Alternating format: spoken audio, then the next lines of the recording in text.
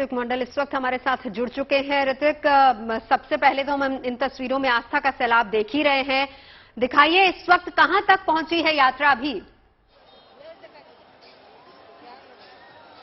ठीक है, फिलहाल इस वक्त पूरी आस्था और भक्ति का एक अद्भुत संमिश्रण है और फिलहाल यहाँ पर मैं मौजूद हूँ और धीरे धीरे जिस नगर कीर्तन की बात चर्चा आप कर रहे थे वो फिलहाल वो मंदिर से, भव्य मंदिर से वो भव्य रथ की सवारी जो है वो निकल चुका है। जरा देखिए, नजारा देखने लायक है। लाखों के तादाद पर हम आकलन लगा रहे थे कि 10 लाख के करीब शायद इस बार श्रद्धालु पुरी के समुद्र किनारे नीलाचल में यहाँ पर पहुंचेंगे भगवान जगन्नाथ देव का इस रथ यात्रा में शरीक होने के लिए। लेकिन अंदाजा मेरा इस तरीके से है, यहाँ पर ये जो आंकड़ा है वो 10 लाख का जो संख्या है वो काफी पहले पार कर चुका है। अब धीरे धीरे करीब 3:45 बजे ये जो रथ है जिसमें सवार भगवान बलराम, उसके बाद देवी सुभद्रा, उसके बाद भगवान जगन्नाथ देव वो अपने नगर कीर्तन करते हुए गुंडोजा मंदिर के तरफ अब बढ़ रहे हैं। 3 किलोमीटर का रास्ता तय किया जाएगा, लेकिन जिस तरीके से भीड़ है,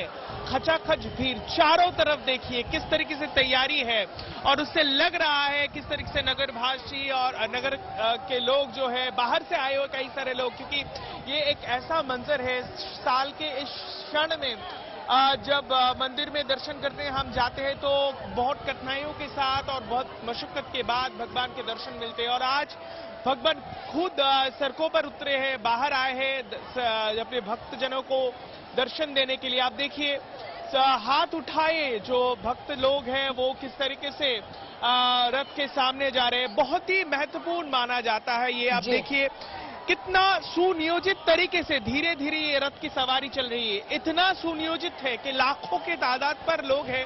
लेकिन जरा ये तस्वीर मैं दिखाना चाहूंगा कि बीच में से एक कॉरिडोर पहले से बना हुआ है ताकि जो एम्बुलेंस है उसकी मूवमेंट बरकरार रहे। आप समझ सकते हैं गर्मी का मौसम है और बेहद आज का मौसम भी बहुत खराब है, बारिश नहीं हो रही है। तो अंदर अगर मैं पिछले कई घंटों से देख रहा हूं हर 10 सेकंड के भीतर 1-2 एम्बुलेंस इस भीड़ के अंदर वो जाता है और अगर कोई बीमार पड़ जाए तो लेकर आता है। अब ये धीरे धीरे रथ की सवारी जो है आगे बढ़ते हुए हम जहां से यही इसकी खूबसूरती है जो इस वक्त आप तस्वीरों में हमें दिखा रहे हैं। बेहद अद्भुत है आध्यात्म का जो ये सैलाब हम सड़कों पर देख रहे हैं और भक्त और भगवान का मिलन जो है वो अपने आप में वाकई अनमोल है और अद्भुत है। साथ ही साथ ये बताइए, मान्यता ये भी है कि ऋतिक कि जो रथ से जुड़ी हुई जो रस्सी होती है ना, अगर उसे कोई खींच ले, उसे ये सौभाग्य अगर किसी को भी प्राप्त हो जाए तो कहते हैं कि 100 यज्ञ अगर आपने किया हो उससे जो फल आपको प्राप्ति उसकी होती है लगभग उतनी प्राप्ति आपको हो जाती है अगर रथ की रस्सी को आप खींच लेते हैं। तो यहां किस तरह से ये व्यवस्था की गई है, जो आम भक्तजन है वो कैसे ऐसे कर सकते हैं, कैसे दर्शन या फल ये प्राप्त कर सकते हैं? जी, मैं दिखाना चाहूंगा जिस बात के हम जिक्र कर रहे थे उस भीड़ के बीच मेरा कैमरा सहयोगी दिखा रहा है कहां पर ये रथ का जो रस्सी है उसको पकड़ने के लिए। आप देखिए लोग किस तरीके से छटपटा रहे हैं। दरअसल आस्था और विश्वास इस तरीके से है कि इस रथ यात्रा के दौरान अगर किसी भी तरीके से उस रथ के जो रस्सी है उसको एक बार छू लिया जाए मानो जैसे शांति मिल जाएगी। और यही कारण है लाखों के तादाद पर लोग अब देखेंगे कि वहां पर उस रस्सी को खींचते हुए आगे बढ़ रहे हैं और आस्था इस तरीके से है। परंपरा एक न जाने कितने वर्षों से यहाँ पर चली आ रही है। इस नीलाचल में श्री चैतन्य महाप्रभु का धाम है, ये जगन्नाथ धाम है।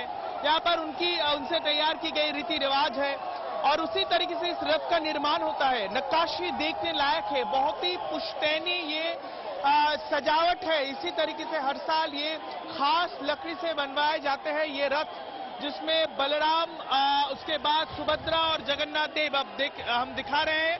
बलराम का रथ बिल्कुल आगे बढ़ते हुए यहाँ पर रुक जाता है उसका रास्ता। उसके साथ साथ पुलिस की तैयारी जो है वो देखने लायक है। आप जरा देख लीजिए क्योंकि भीड़ जरा दिखाएंगे किरणजीत की किस तरीके से इस रथ के रस्सी को पकड़ने के लिए, छूने के लिए लोग उमड़ पड़े हैं, भीड़ एकत्रित हुए हैं। तो किसी भी तरीके से आपातकालीन स्थिति से निपटने के लिए पुलिस यहाँ पर खास इंतजाम कर रहे हैं। पुलिस की तैनाती कर दी गई है। इसी जी ऋतिक, हम ये तो देख पा रहे हैं कि यहाँ पर पुलिस की तैनाती है और ये जो भीड़ है उनमें कुछ लोग रथ को खींच रहे हैं। लेकिन ये बताइए कि क्या रथ के ऊपर जो लोग हैं उन्हें किसी तरह का खास पास दिया जाता है या कोई भी रथ पे भी सवार हो सकता है?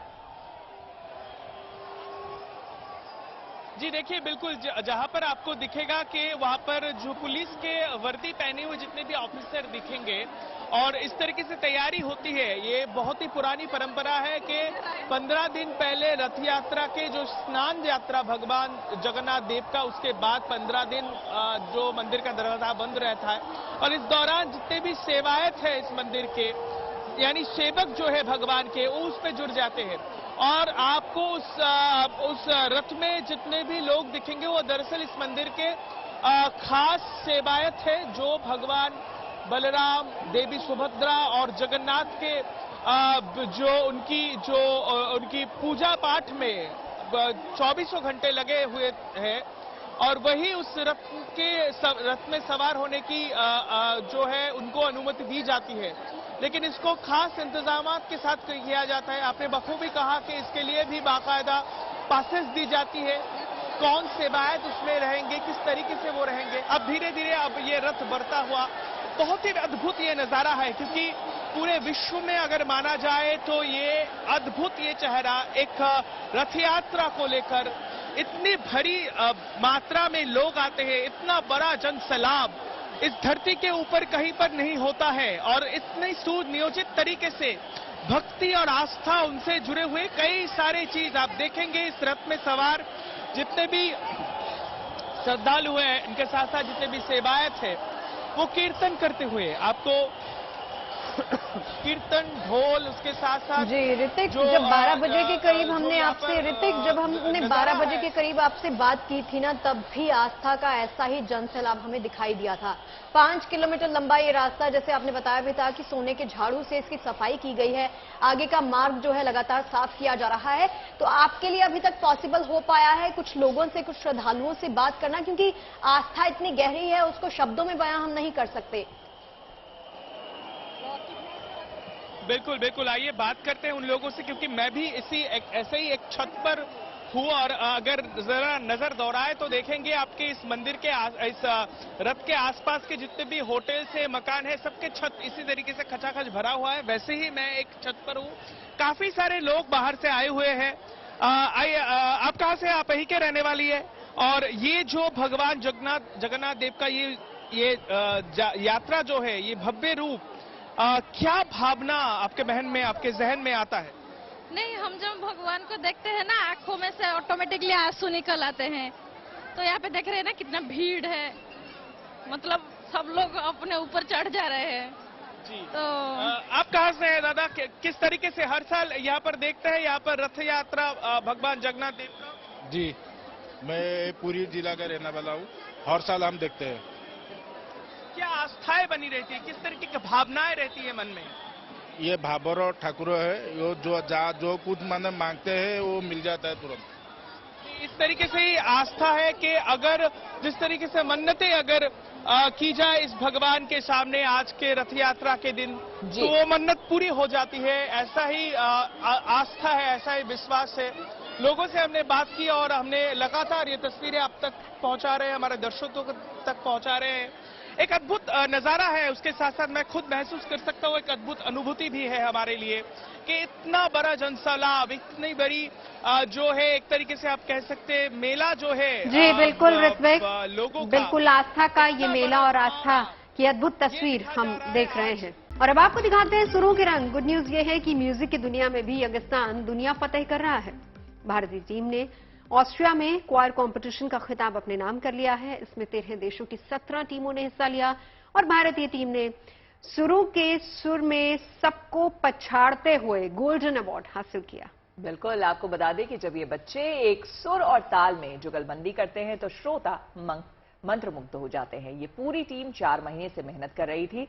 इस टीम ने folk song with classical touch theme पर अपनी प्रस्तुति तैयार की और बंगाली, गुजराती, तमिल, पंजाबी और राजस्थानी सॉन्ग को अपनी प्रस्तुति का हिस्सा बनाया। आप भी देखिए इन सुरीले सितारों की ये गजब जुगलबंदी। घुमरो घुमरो श्याम रंग घुमरो घुमरो घुमरो श्याम रंग घुमरो आए हो किस बगिया से हो तुम घुमरो घुमरो श्याम रंग घुमरो घुमरो घुमरो श्याम रंग घुमरो आए हो किस बगिया से हो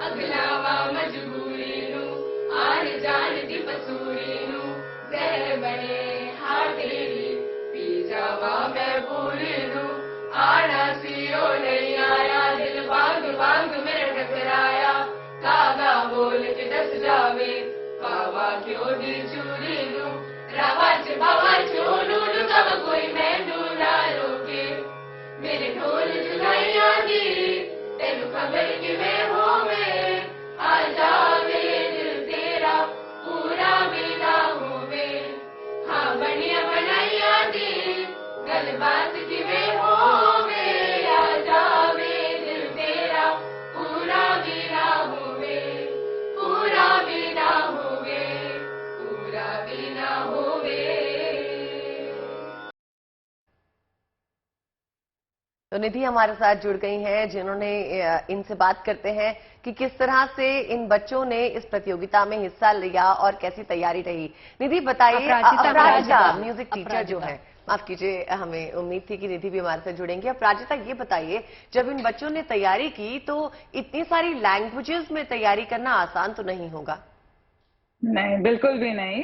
आई थिंक एज एन आर्टिस्ट की एक बड़ी खूबी होती है, वो किसी चीज को भी अपने में समा लेता है और इतनी यंग एज में अगर आप बच्चे के अंदर वो बीज बो दे कि आपको करना है, आप लैंग्वेजेस उठाएं, आई थिंक वो बखूबी ही निभाते हैं। ये बच्चों का कमाल है। अपराजिता जी ये बताइए कि खास करके इस कंपटीशन के लिए इन बच्चों को आप कब से ट्रेन कर रही थी? प्लानिंग तो 6 मंथ से थी, बट असली ट्रेनिंग जो थी selection of song, designing of song, वो 3 महीने से लगातार चल रही थी और ये 3 महीना बहुत ही क्रूशियल था। ये प्रैक्टिस कितनी देर किया करते थे लगभग रोज में, अगर हम जानना चाहें?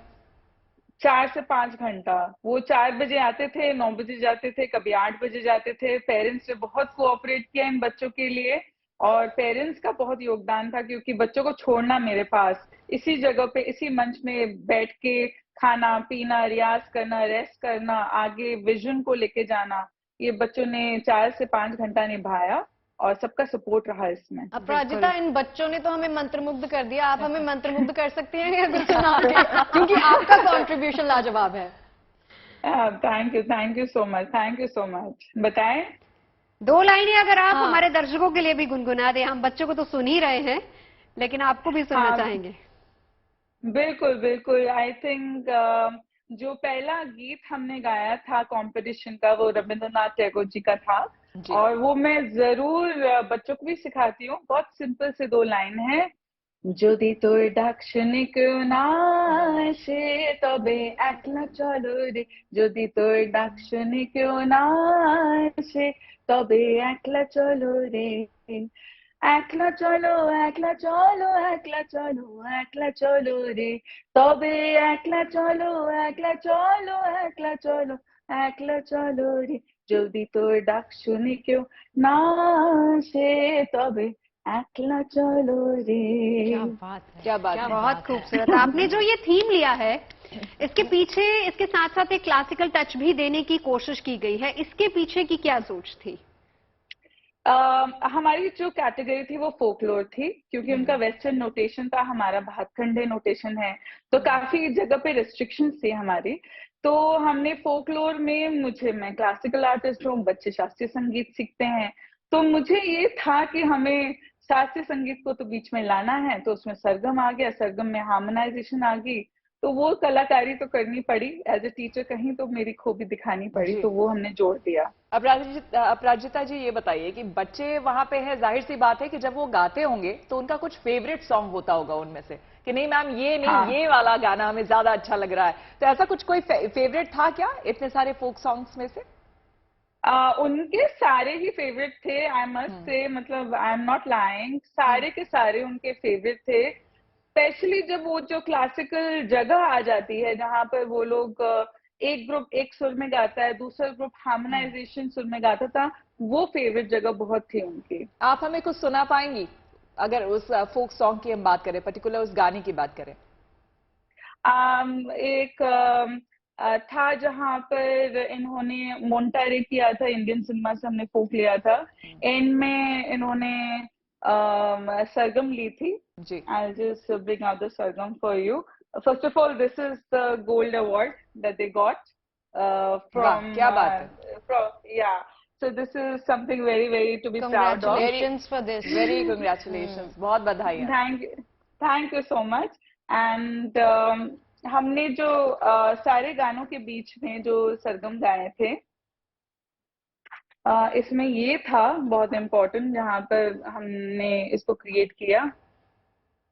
सा नि सा रे मा पा नि सा नि सा रे मा पा नि सा नि पा नि पा म रे पा नि पा म रे पा नि पा म रे मरे मरे मरे पा म नि पा नि सा नि मरे मरे पा म नि पा सा नि मरे पा म नि पा सा नि सा रे मा पा नि सा रे मा पा नि सा रे मा पा सा रे मा पा नि सा रे मा पा नि सा रे मा पा सा रे मा पा नि सा रे मा पा नि सा रे मा पा नि सा।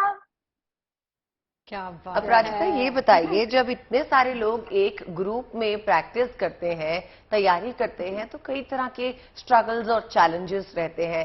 एक अकेला इंसान जो है वो अपने तरीके से एक किसी भी सिचुएशन में जो है परिपूर्णता पा लेता है, लेकिन एक साथ जब इतने लोग जमा हो तो किस तरह के स्ट्रगल्स आपने फेस किए?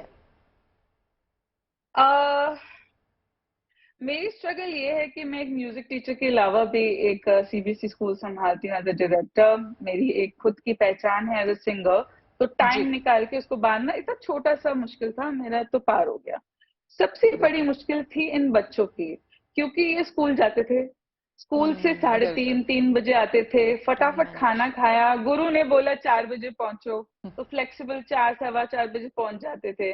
फिर लगातार बैठ के एक दिशा, एक विजन को उनको भी फील करवाना होता था कि इंटरनेशनल प्लेटफॉर्म में जा रहे हो, हमें इस तरीके से गाना है। I think the biggest adjustment, sacrifice बच्चों ने किया, क्योंकि ये आने के बाद उनको ट्यूशन भी जाना होता था। They are all 12th standard, 10th standard, फिर होमवर्क भी करो, फिर नेक्स्ट दिन उठो, फिर दिमाग में ये रहे, यानी कि कुल मिला के आप सबकी जो कंबाइंड ये मेहनत थी वो आखिरकार रंग लाई है।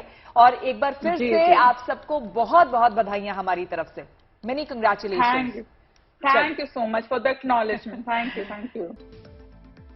प्रधानमंत्री मोदी अमेरिका की पहली राजकीय यात्रा पे रवाना हो चुके हैं। प्रधानमंत्री मोदी का ये दौरा 4 दिन का है और कई मायनों में ऐतिहासिक होने वाला है। वो दूसरी बार अमेरिकी कांग्रेस की संयुक्त बैठक को संबोधित करने वाले पहले भारतीय प्रधानमंत्री होंगे। जी हां, प्रधानमंत्री नरेंद्र मोदी की अमेरिका यात्रा को लेकर वहां का भारतीय समुदाय बेहद उत्साहित है। हफ्ते भर से पूरे अमेरिका में मोदी के स्वागत की भव्य तैयारियां की जा रही हैं। पूरे अमेरिका में इस वक्त मोदी मोदी का शोर सुनाई दे रहा है।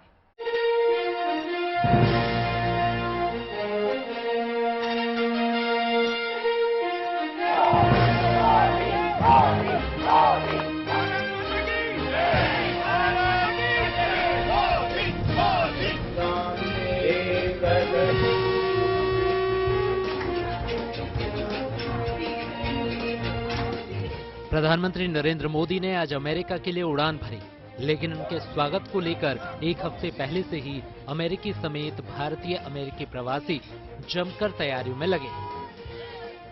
ऐसा लग रहा है मानो पूरा अमेरिका पीएम मोदी के इंतजार में पलक पावड़े बिछाए बैठा है।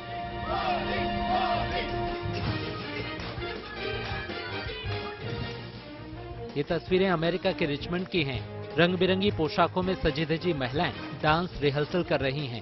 ये अमेरिकी भारतीय महिलाएं प्रधानमंत्री मोदी से मिलने के उत्साह में सराबोर हैं।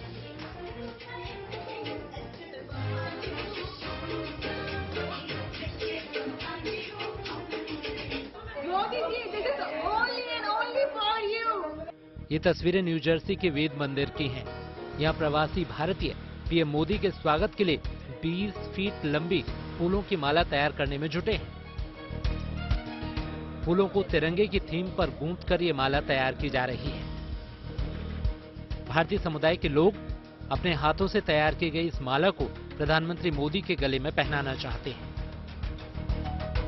ये तस्वीरें मैरीलैंड की हैं। यहाँ बच्चे घेरा बनाकर तिरंगा झंडा बना रहे हैं। ये प्रवासी भारतीय बच्चे प्रधानमंत्री मोदी का बेसब्री से इंतजार कर रहे हैं। पीएम मोदी का स्वागत करने की खुशी इनके चेहरे पर मुस्कान बनकर बिखर रही है। Bureau report, good news today.